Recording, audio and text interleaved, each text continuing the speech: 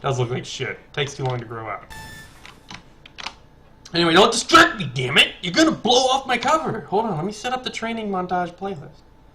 It's not actually like crazy training montage, but it's still good music. Good, easy-going music.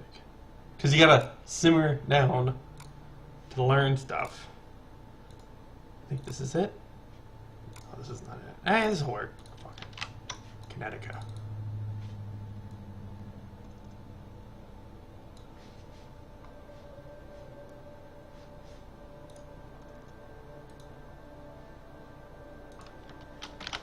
And let's mute mumble. Yeah, it's muted. Alright. So, the main thing that we're going to be going over here is covering some basic FPS fundamentals that are going to try to increase your ability to perform on the field, giving yourself enough practice and time to improve yourself as you go along. Because let me kind of break down what it all comes down to in terms of like what it takes to be somebody who's exceptionally skilled at first-person video games. Now, it's not like what I'm trying to teach is for the person who just wants to, you know, rake face, stomp on the little guy and just crush him out, because that's really not what it's about. You know, it's a part of it. In fact, it's probably a part of it for a lot of different people.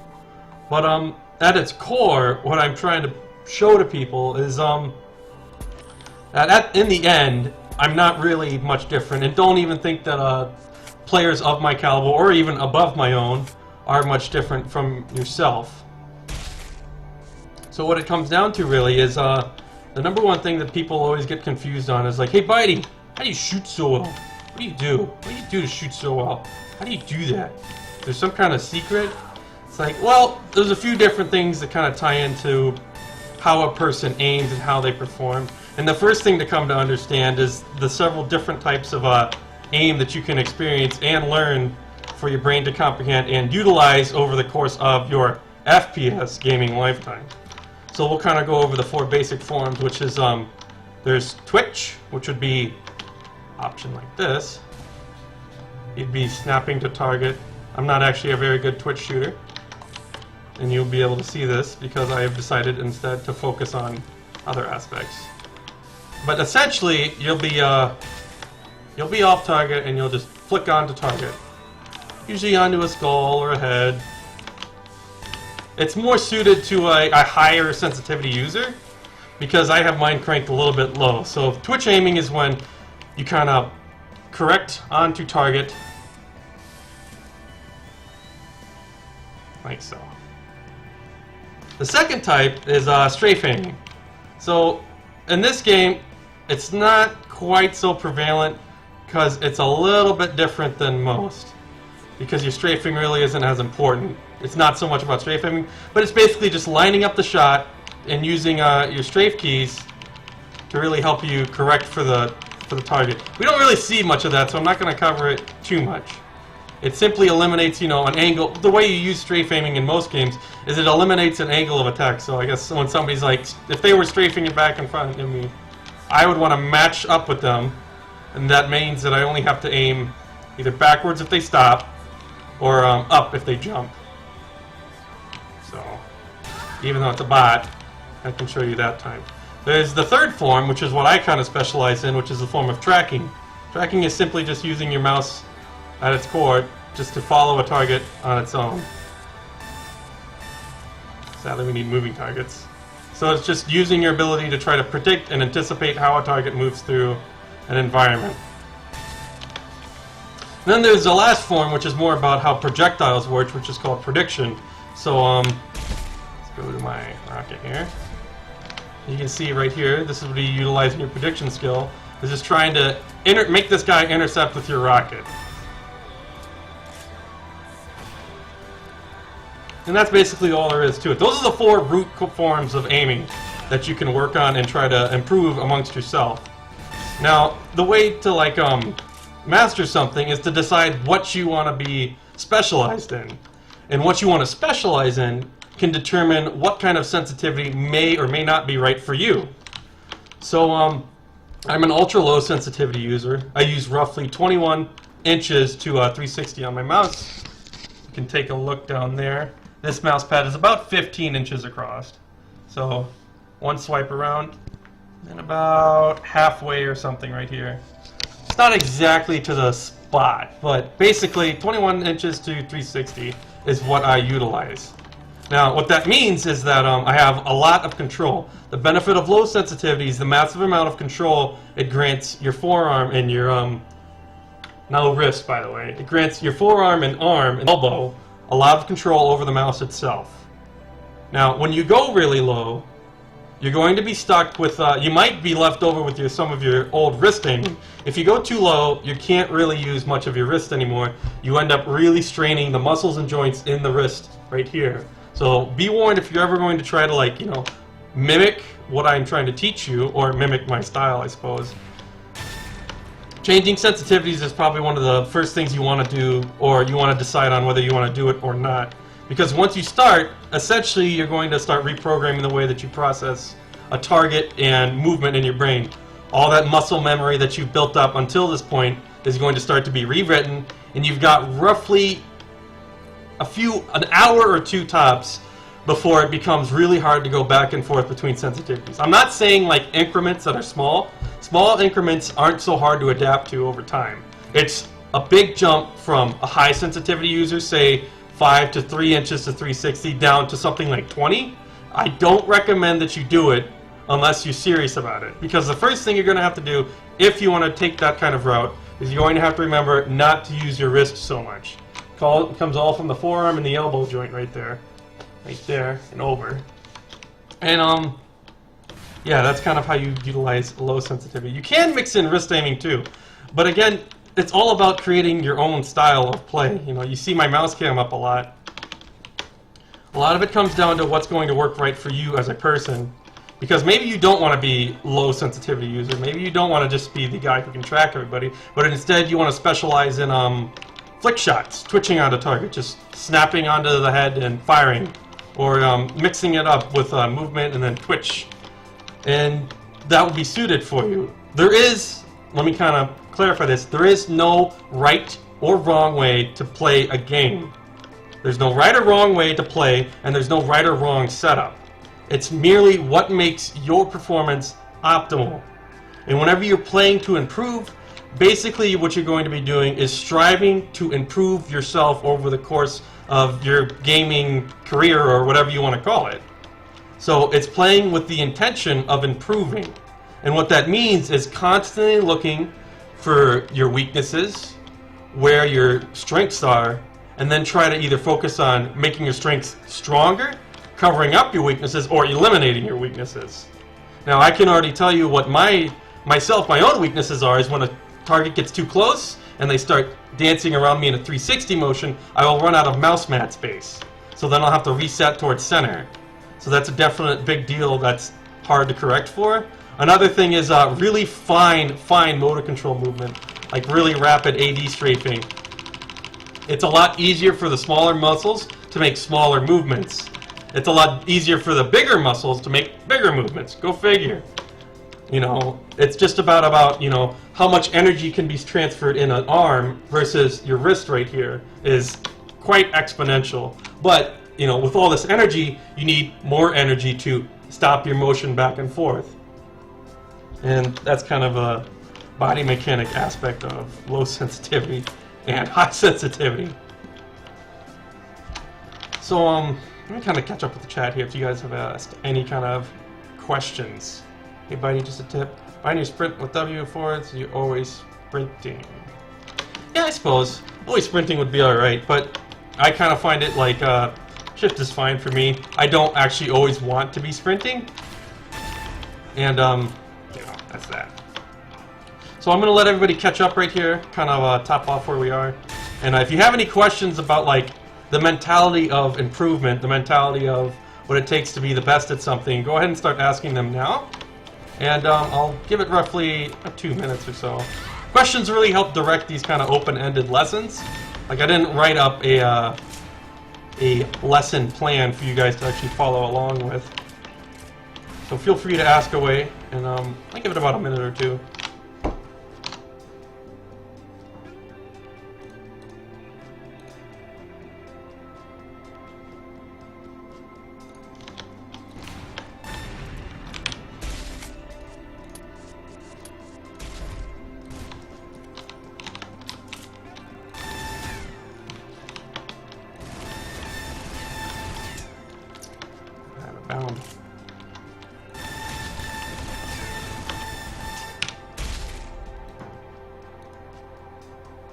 How did I lose my Crisis 3 tournament is my only question. Well, you'll have to ask your captain, Ben. You know, that was mostly S-Dub's team.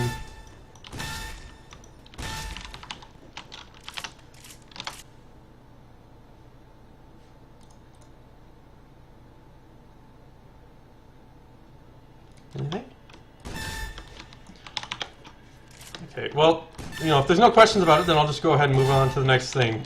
And we're gonna go with the assumption that basically we're gonna go with the thing that everybody always asks me, which is, hey, how do I aim better? So we'll actually get to the root core of like how to identify your problems with aiming, because a lot of this stuff, like I said, comes from self-improvement. So basically what you need to know is how do you improve from mistakes? Well, the first thing is to analyze and identify the mistakes that you're making, which is actually kind of a skill that's not always easy to understand. The first task is kind of understanding where your problems lie. So I'm going to kind of give an example of people I used to teach in the past. They used to say, Bitey, I have a hard time following targets with someone. You know, they move in front of me and I just can't seem to keep on target with them. So you need to analyze exactly what it is about your aim that is failing you. It could be that you're overcorrecting. Overcorrecting means that you may want to look at trying to slow yourself down. When you're playing with the intention of improvement, usually you need to make sure that you're not playing to win. There's a difference, because if you're playing to win, you should be doing everything optimal, everything you're best at, and nothing out of the ordinary that takes a risk, unless it's a risk that's calculated and considered that you need to make at the time.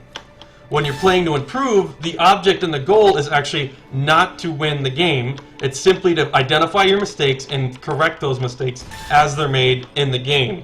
So let's say that you're trying to twitch on target and you constantly find yourself overcorrecting a little bit. You can never kind of get on target, and you constantly find yourself jittering too much, and you just can't seem to find a way to follow the guy on target. You know, you jump and you're shaking around. You might want to consider, this could be considered you're overcorrecting too much, and no matter what you do, your brain keeps overcorrecting. That means that you probably have too high of a sensitivity. If you're always finding yourself being twitchy, kind of off target, or way off target even, you know, just unable to line up a shot, then it's probably something to do with you're not at an optimal sensitivity for yourself. What you ideally want to do is kind of synchronize yourself with a sensitivity that you're comfortable with, and where you can kind of start to see the undercorrecting mistake start to diminish over time. Now, the moment you start cranking it down, it's going to start feeling a little bit weird. So every step that you try to do something like this, you know, it could be important for you to realize that if you're going to take the aspect of sensitivity correction, then you got to be ready to give yourself probably at least an hour, maybe 15 minutes to 45 minutes to experiment with the new sensitivity to see if that solves your problem. Now, if you're past that part of like correcting sensitivities and you're set on staying where you are, the next step is to look for ways to streamline your performance and figure out why you're overcorrecting. Is it that you're misreading an opponent? The secret to good aim and like great shooting, oh my god, please, lady, put some clothes on. The secret to good aiming is less to do with you, how well you can track the target manually, hand-eye coordination, and more about how well you can predict the opponent's next maneuver. I've played on the highest tier of FPS teams in a few different games, and what it all comes down to is not the guy who shoots better, it's the guy who thinks smarter. Aim is such a small part of the highest level of play because at this point there's an acceptable level of aim that is required of each and every game. Each and every, you know, FPS game has its own plateau, you know. Once you achieve this bar, you don't need to really improve your aim anymore. Instead, what you need to do is start thinking about how do you outsmart the opponent and how do you account for any kind of action that he takes, which is trying to juke your shots off and make you miss. So basically it comes down to this point. I keep missing my targets because I keep overcorrecting. So maybe what I should do is kind of look, why am I overcorrecting? If you can identify why, is it like because he's going back and forth, AD strafing, back and forth, he's jumping up and down. So what you want to do is you want to build a pattern in your brain, okay? Now, this might sound like, what do you mean a pattern in my brain? Essentially what you're going to do is make a movement-based pattern for your mouse. You're going to attach your mouse hand or whatever you use to control your crosshair. You're going to create a muscle movement memory. Muscle movement memory. I'm kind of making this up as I go because a lot of it's self-discovered help. But essentially what you're going to do is, okay, when he jumps to the left, I want to move my mouse up and to the left and down. And you don't actually think about it like up to the left and down. But essentially, the more you start thinking about, I want to shoot this kind of target, moving like this, at an upward angle, he's moving over to the side, and he's going to be coming back, so I should be able to correct for this mistake. Okay, so I have pattern 1 completed. This pattern is automated, my brain will now focus completely on the task, and now I can make the shot happily. But the next step is to make sure that you have a contingency pattern in your brain for every single possible outcome that you can kind of try to think up of. So you eliminate the need to necessarily like actively aim at a target and always be directly controlling the hand to go on target, go on target, go on target, go on target. Instead, you're going to be thinking, okay, so he's doing this, so I should just be doing this. I should just be doing this movement. He's going up, I'm going to go up and down, going to go up and down, going to go up and down. He's going left, right, left, right, left, right. Well, maybe I should try to eliminate the left and right by matching his strafe keys. And a lot of this comes down to, you know, making these patterns of shooting, you know, able to be switched out interchangeably at all times. So the target goes up and to the left. Oh wait, he changed his idea. He's going to go up and to the right. So now I got to recorrect and follow the up and to the right pattern. The next thing is like, say that you keep missing a target because he's, and let's take the example of this game, because he's rolling a lot. Well, what you might want to try doing is waiting for the roll to stop, or look for the roll, you know, the pattern in the roll that he's trying to juke you out with. Now, I know in this game the roll is pretty warpy, and even I have a hard time trying to figure it out yet. But that's just one of the avenues of areas that I'm looking for personal improvement among myself. You know, these bots sadly don't roll around. But you can see, you know, just how many different setups there are.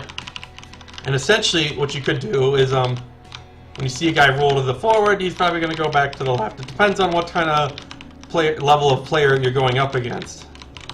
But they definitely always follow patterns. Your entire brain system works on identifying patterns and creating patterns and trying to make sense of things. So you need to use that part of your head to take advantage of the situations that get presented to you. I'm going to stop here, let some questions ask. If you have any questions at all, please ask them now. If I'm not making any sense at all and you think it's gibberish, also let me know there. But if you get it, let me know that too. Because it's been a little bit since I've actually coached a lot of people, and I've never coached this many at once. So if anybody's confused and anybody's lost, or if there's a group of you confused, I'll be sure to check the chat right now. What's your DPI? So many nerds asking for tips. Where are you now? Whoa!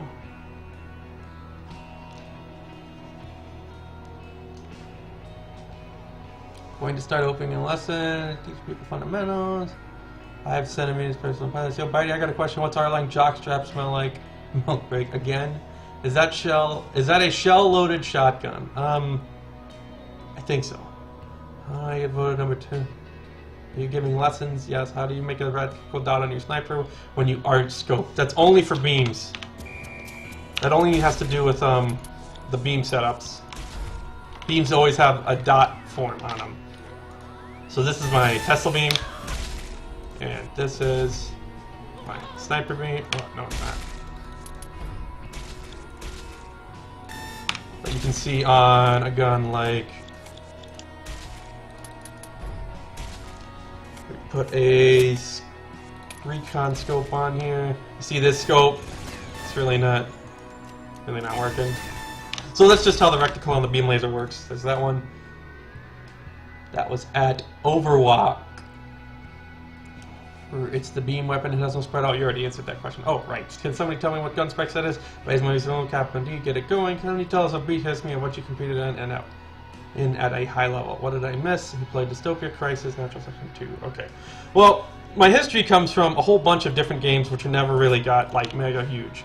My biggest accomplishment in the last year has been I've been playing on Natural Selection 2. Last year I went to Germany for a tournament for it. Came in 2nd place. Sadly didn't win it, but did pretty well for winning a tournament. Got about $200 out of it. But the free plane trip to Germany was amazing in the 3-day event.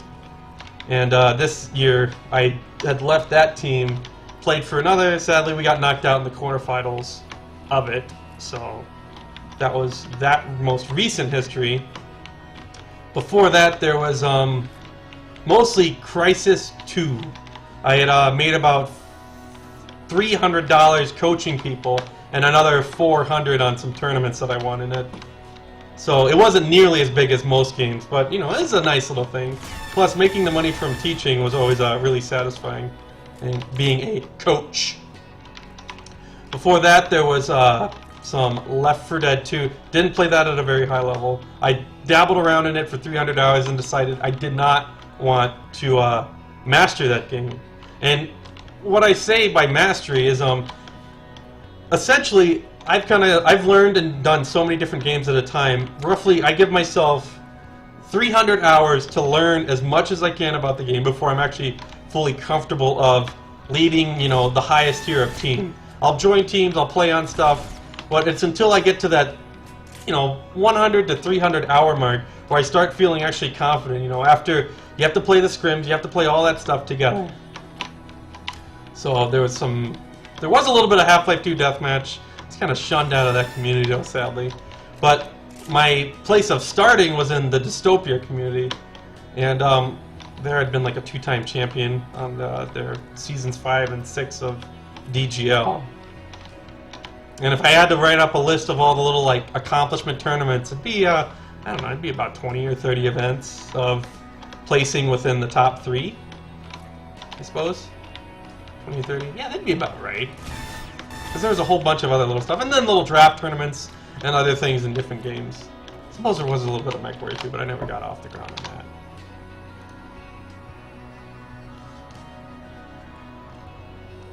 What was the name of the Germany game? Natural Selection.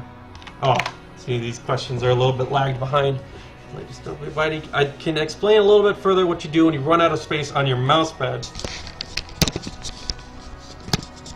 Let's kind of set this up. So essentially what you're asking about is what happens when I run out of mouse pad space, and you want to see how this actually works out. Let's see, I can probably raise the quality of that a little bit.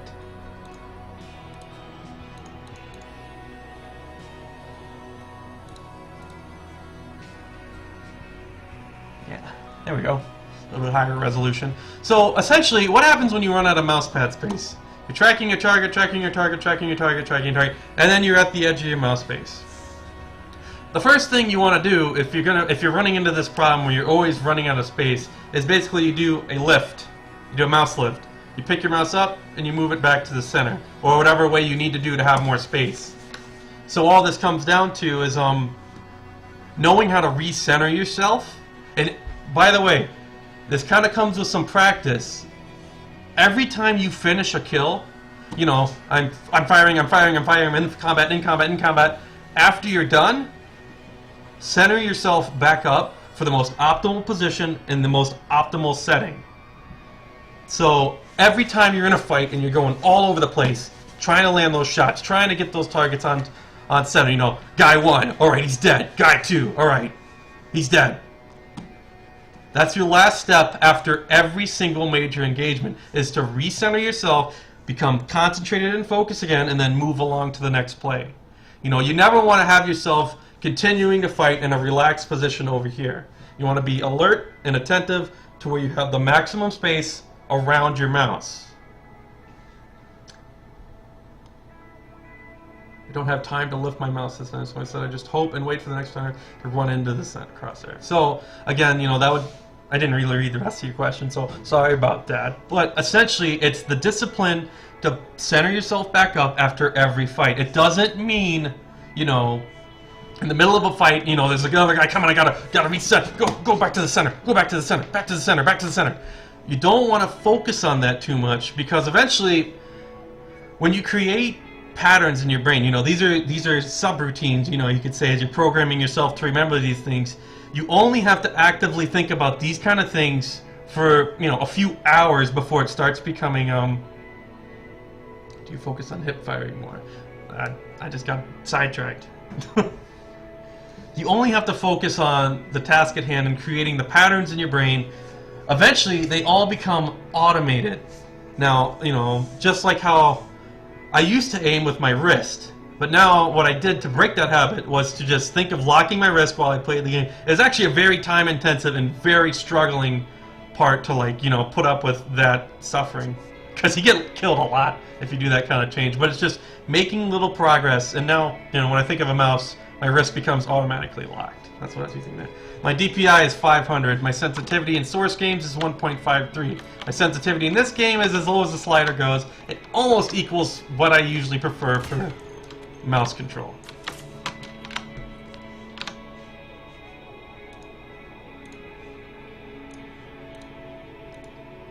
Do I focus on hip? I have a laser mouse made by Logitech. Is that bad? It's, you know, I'm not a mouse expert. I mean, you kind of get the mouse that accomplishes what... Let me put that back on the table because we're done with the mouse pad stuff for now, unless you ask more questions about it. But the main thing is to buy a mouse that accomplishes what you're trying to do in a video game. So this mouse here is a SteelSeries Sensei. The reason I bought it, first off, ambidextrous shape, symmetrical on both sides, 2 buttons on each side to go onto it as well. It's got a mouse DPI switch. If I tap that, it basically multiplies my DPI by a whole bunch. It's got some nice lights on it, but mostly what I bought it for is its particular laser sensor, which tracks roughly 150 inches per second, which is around 30 miles an hour. And because I'm an arm aimer, I tend to move my arm a whole lot. Now, for cheap mice, it won't work. I usually cause mice to fail because their sensors just don't keep up at that speed. So it's really all dependent on what you want to do with your mouse. DPI is not important. It's not important at all. It actually has nothing to do with how good you can perform. DPI is not important in any feature of gaming at all. It's just a marketing gimmick to get you to buy an equipment. What you want to look for is... What was I saying? What you want to look for is how many inches per second it can scan. The second thing you'd want to look for is the shape that you're looking for. There's right-handed mice, and then there's ambidextrous mice. There's even left-handed mice. There's mice that have weird shapes to them, and it's all about what you find comfortable to use and utilize in your hand.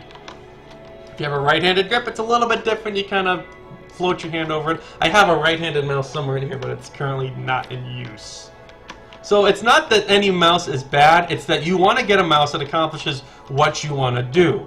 Now, I mean, I'm not saying buy a $10 mouse, but, you know, if you want to take an example of the greatest mouse ever made, it was the Windows Mouse Optical. It was a 54 inch per second tracker. You could overclock it to a higher polling rate. Polling rate, too, is also an important feature. You want a 500 millisecond polling rate minimum. I mean, usually it doesn't make a huge difference, but it's a good thing to get out of the way. Polling rate basically means how fast your mouse communicates with the computer itself. So if you see a mouse that says it's got a 1,000 millisecond polling rate, that's a decent buy. So that's something you're going to want to look for. Never buy on DPI was the other thing. DPI switches, they're kind of nice. Lots of buttons, they're nice if you need them. Otherwise, it can be a bane. You know, if you have too many buttons and you're clicking too much extra stuff, it could be interfering with your grip and all sorts of other things that potentially could go wrong. So that's mouse buying 101. In terms of what's the best sensor, different sensors have different features. Some of them feel more floaty. Some of them feel a little bit better. You know, mice I think is probably one of the most responsive mice. I had the 2013 Death Adder. It felt a little bit floaty. Their sensors kind of seem delayed somehow. You know. You focus on hip firing more. No, I focus on what I need to. It's just with beams, you usually just hip fire because they're perfectly accurate. That's at Drill C90. What's your DPI? Oh man, if I use 500 DPI, I can't navigate my desktop. Do you know a good launcher build? Oh, a good launcher build. I really, you know, I haven't really focused so much on newer weapons. I do know that my particular launcher is kind of designed to be a heavy-hitting, decent traveling setup. So we basically have this gun right here. Heavy barrel increases your splash radius. Semi-auto, pretty much a standard given. The key here is agile, which basically gives you extra damage for a little bit less speed. And basically the rest of this is just default stuff. And in terms of like making a unique launcher that does all sorts of crazy stuff, I haven't really dabbled in it yet. And that's kind of what I was getting into earlier with the gun roulette, is just to start figuring out what the hell you can do with some of these weapons and what people have created. And it gives me ideas to try out stuff in the future. What are other tips you can offer us? So I went over over a... Shit. So hard to remember sometimes what I cover and what I don't. The downsides of not creating an itinerary. So let's see. Correcting your aim, creating aim patterns, playing to improve is kind of an important thing to check out. Can you pick these up? You cannot pick these up. That's lame. Playing to improve is one of the most important things to remember. And maintaining, like, mentality focus is actually, I can't really stress enough how important that is to make a true high-level tier player become the best that he can. A lot of people put a lot of pressure on accomplishing things that aren't important. Getting that really crucial frag, getting that really small victory, and all the little things around you that have nothing to do with actually improving yourself, but have more to do with winning a round, winning a game. In order to really maximize your ability to learn, you want to play with only the intention of learning. I mean, I can't really stress enough how much mentality plays into allowing yourself to unlock what you're able to do. Because, you know, I've said this before on my stream, but I probably have, you know, I'm getting so many viewers now, it's a lot different. I said this before, but essentially, I was never gifted with video games. You know, 8 years ago, I was just a little bit above average gamer. I didn't really focus on things. I thought I was good. I thought I was great. Usually when people are older, they think, man, when I was a kid, I was great at stuff. I even used to have that same mentality. But I'm kind of at the point now in my life where it's like, you know, I was pretty crappy back then, and I understand that I was bad. And, you know, I'm trying to say that nobody is born with the skill to, like, play a video game. It's all learned, and it's all, like, patterns and memorizations. And then the rest of it comes from your mentality and how you decide to learn and improve yourself. You know, that's just so much of what it really is about, to be the best at something. Yes, there are people out there, though. I will say this. There are people out there who are conditionally born a little bit more skilled than you might ever become. You know, they might have better genes for reacting. Their muscles might respond quicker. And just tons of different variables that could have to do with genetics, diet, eating, sleeping right. Having a healthy lifestyle does help you play better. Playing when your body's most alert, playing when, you know, you're not drowsy, snoozy, feeling cruddy. All of these things have micro implications on how your overall performance as a player is going to, you know, play out. play out. So, you know, there's so many small things that can really attach to, you know, what you do and how you perform. And you can kind of look at it with athletes, you know. People say gaming's not an athletic sport. It's not. But it's the mentality that you take from, you know, what it takes to be a champion, what it takes to be the best at something is exactly the same as what it takes to be a world famous, you know, Olympian, a football player of the professional level. So much of what it comes from is the heart, determination, the mentality, and all this stuff that people usually overlook as being crucial to being successful at something. You know, it really has to do with how much you're willing to put on the line, how much you're willing to train, and just what you are wanting to accomplish with your gaming, or your life in some cases.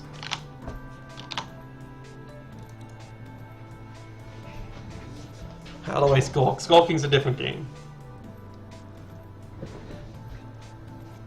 Not raging. I love that topic.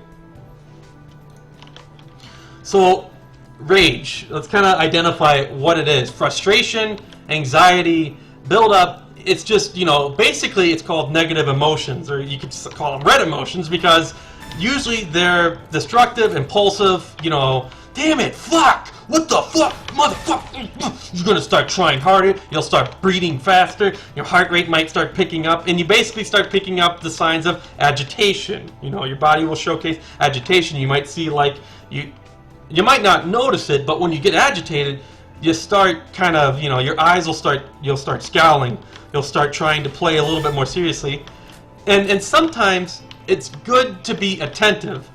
You know, it's good to try hard, look serious, be at your best. The thing is, when you want to perform at that level, you have to pace yourself, all right? You need to mentally train yourself not to rage. And first we want to identify, why are you raging? And usually the thing is, well, I died. I got killed by the enemy, and damn it, he fucking got me again. It's like, you know, the first thing is, stop. What are you angry about? You know, that's your first identification, is that, what is it that you're actually angry about? You know, so you got killed. What does it really cost you in the grand scheme of things? Again, this is all about playing for improvement, alright? I'm not saying that there's no, you know, you should never rage. I mean, in big level matches, when I lost my quarterfinals in NS2, I slammed the shit out of my desk and I was pissed off. You know, swear words, boom, everything on my desk probably, I don't know, I might have thrown something. But it's just natural. You know, the more of yourself you put into something, the more, you know, the more of yourself you put into it, the more of a chance that if you do really well, well then you'll go straight up. If you do really bad, well, you might go straight down. The main thing here is to make sure that you maintain a homeostasis of your mentality or attitude. And the way that you do that is just to constantly remind yourself, it's not a big deal. None of this matters. You know, I mean, eventually there comes a point when everything does matter. I mean, you know, it's up to you what you want to put into something and what your overall goals are. For me, I don't rage at things because I use these you use support structures, okay? This is kind of another clue to it. You use mental supports in yourself to make yourself feel better when something goes wrong. Now, eventually this can become automated pathways, but let me kind of identify why I don't, you know, you see me die a lot. You know, you see me shine like a star and I'm, yeah, woo, look at that shot, yeah, yeah, I'm just having a great time. And then there's other times, you know, when I was being stacked, honestly, against Zeo Burn and Ramble Mo, and I was getting my shit creamed in, you know, it was pretty stressful stuff.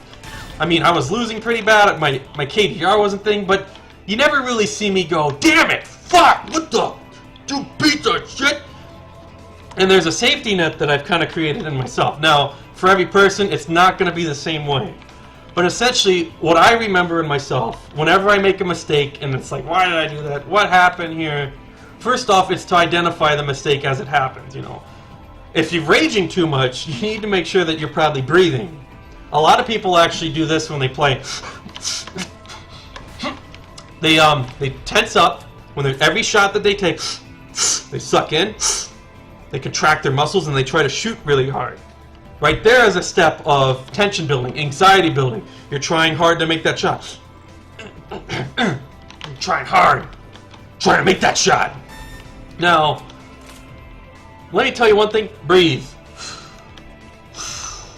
You might, I don't know if you guys have watched me too much, but you might have noticed every now and then I go, I'll take like a deep breath, and that essentially brings down your anxiety, your nerves, and it can calm your body to take a deep breath. You know, it's a simple thing, but it's something to remember. You know, you don't think about it with gaming, but a deep breath can focus your mind back onto its task at hand. You know, and essentially, that's one of your steps to avoid rage, okay? The next step would be to utilize things in the past where you know, oh man, I made this mistake again. Why did I do this? Identify the mistakes in yourself before you blame the other person, or before you even think of anything in the other person. You know, identify where you made your mistake and just be like, all right, I need to work on this and I need to try to do this. I need to work, I need to work, I need to train, I need to train. I'm training with the purpose of getting better. So if you remember this, training with the purpose of improvement can help you out. Now, some people in video games, what you run into is that they want to win every single public game. They want to try maximum power, you know. And there's nothing wrong with that, right? There's nothing wrong with wanting to play to win. But at the same time, what people don't understand is when they play their best to win, there's simply, you know, all the stress relieving techniques in the world, they all basically, you know, stress takes its toll on you, you know. You see heart problems and all sorts of stuff coming from stress. Stress is actually a force that builds up in your body, and your physicality, your brain can only deal with so much. So it comes up to you, and essentially what you also do is you train yourself to function under stress. Alright? Now we're getting to the really complex aspects of what it takes to be a champion, and all these base, like, really deep underlying mentalities of what it costs you. You know, Stress has a limit. It has a cost in your brain on how much you can focus, how much you can keep yourself together. But if you're always playing every game all out, I want to win this pub, I want to win this one, we're winning it, what the fuck are you doing? I saw what my team is doing, what the fuck are they doing? And it's like, remember, why are you trying so hard? Is there something on the line here? Is there pride? I mean, this is all legitimate stuff. You want to beat this guy because he's been talking shit? You have a reason to get stressed and get fierce about something. But the thing to remember is that you can't let the aggression and the rage overtake you. You have to keep yourself focused on the point that you want to accomplish. You know, all right, I died. Oh, throw it away. Next play. That right there, throwing that mistake away and going on to the next play. Maybe that's the kind of thing that you're looking for. I don't even remember who asked the question. But it can really help out. Just to remember that basic thing of like, okay, I messed up, or they got me here, accept those circumstances, and move along. Now, eventually, even the best will break down under pressure. It's just whether you broke down because you won, or you broke down because you lost. I hope that kind of clarifies it. If whoever asked that question has more questions based around that, go ahead and message again in chat. Once you get caught up with me on stream, I'm going to check for some more questions. I hope that helps you, though.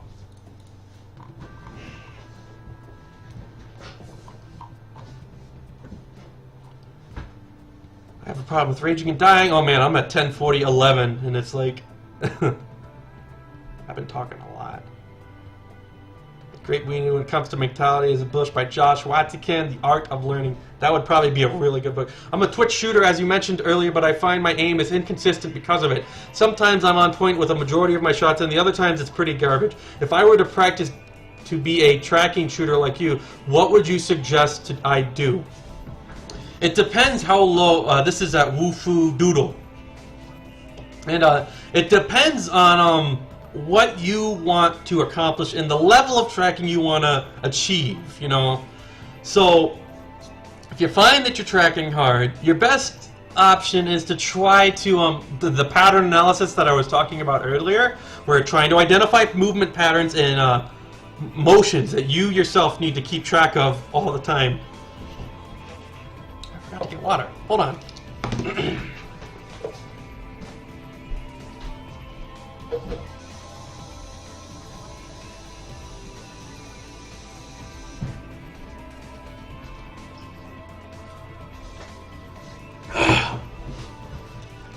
Anyway, like tracking comes from using the pattern analysis stuff that I told you. So when he's going left, you know, remember this. You can only move left, right, up, down, back, forward at only so much speed. You know, you can add sprint. All right, so he adds 50 velocity. He subtracts 50 velocity. That means that he's only going to be moving at this velocity at any time. He can sprint here. He could crouch roll. Crouch roll changes this target up in this passage. So then I have to master a movement that goes at this speed.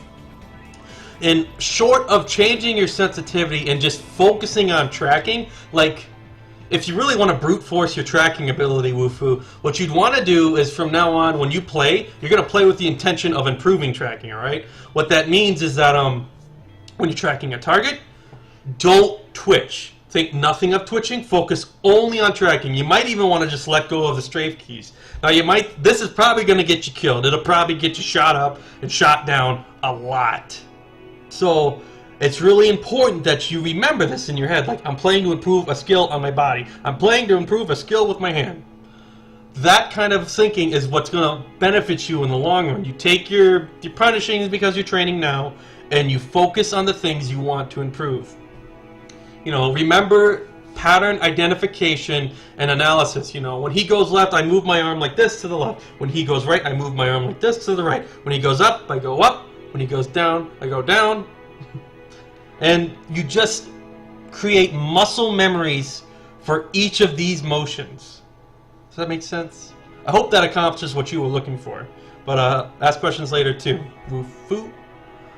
Go play multi and show us how good you are. I'll do that in a bit.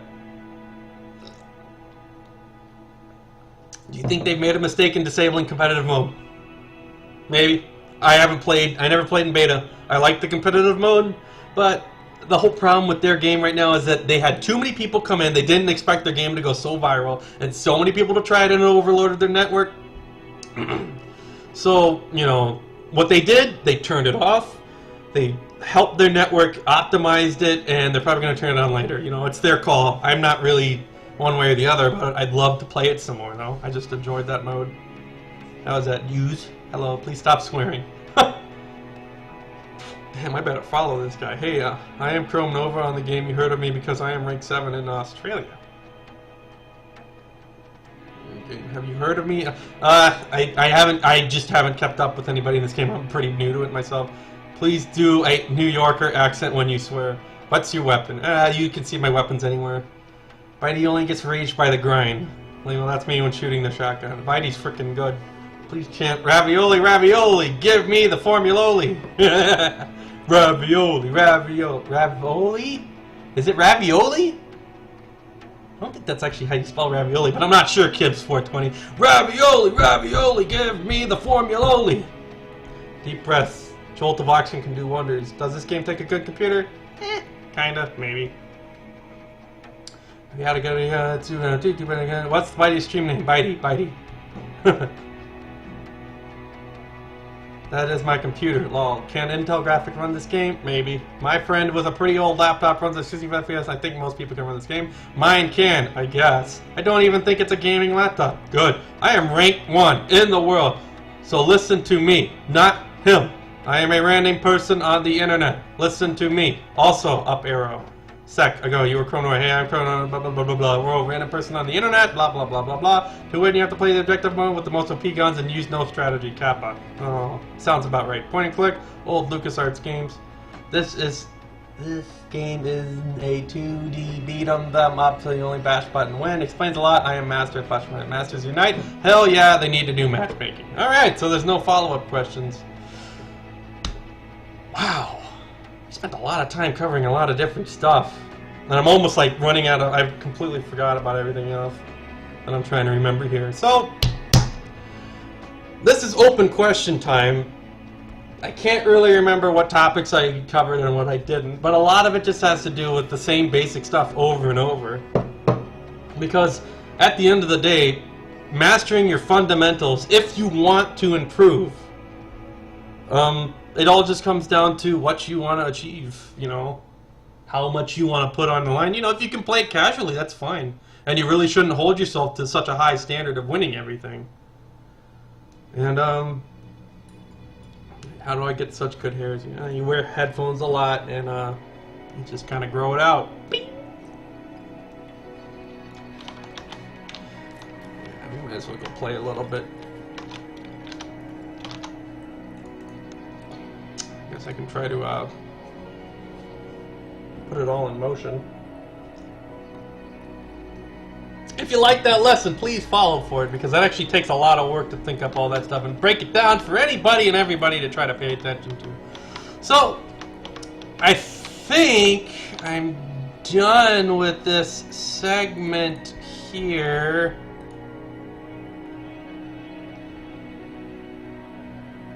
Just play the hell out of the game and get better. How do you make Twitch chat less channel? Just play the hell out of the game and get better like anything. Yes and no. Kind of works like that. You know, at the end of the day, when you master all these learning techniques, essentially that's what you do. You just play with the intention of improving and mastering stuff. Now, if you ever get stuck on something, that's the thing, you know, it's just remembering, am I at my optimal lineup, you know, remembering those kind of things. You know, is this really my limit? Is this what the game puts me at with all of my skills to the maximum of my ability? Is this the maximum of my ability too? That's another self-question to ask. And I would probably say that I'm not even at the state where I would say that I've actually mastered everything that I could in terms of like just even pointing and clicking at targets. Because there's a lot of movement patterns that I still have to analyze in my brain by just completely shooting the same kind of stuff over and over. So, is there a reason not to use shield if you want grenades? I mean, shield's good. There's hard counters to shield. I mean, it's great for public play, but I'm pretty sure, like, you know, at some point it's probably going to get a little bit of a nerf, and it'll probably be a little bit you know, less OP. Because I agree that it should work more like actual armor. You know, you take damage through shield. It's just it roughly gives you 30 effective extra bonus points of health, but you also take HP damage through it. You know, I don't know if it should regenerate or not.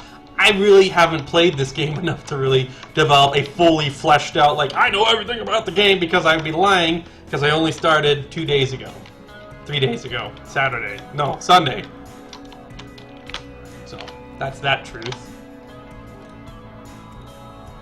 I guess we'll change our title over because we're kind of wrapping this all up. I really should create like a donation. Like, man, I do all this stuff for free because I just want to help people. That makes me a really nice guy. Just want to help people. Open lessons, learn to aim, all that good stuff. All right.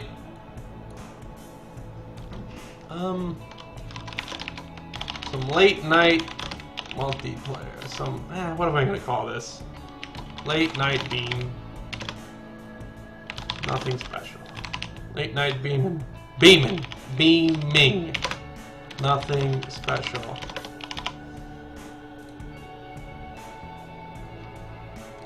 That'd be good.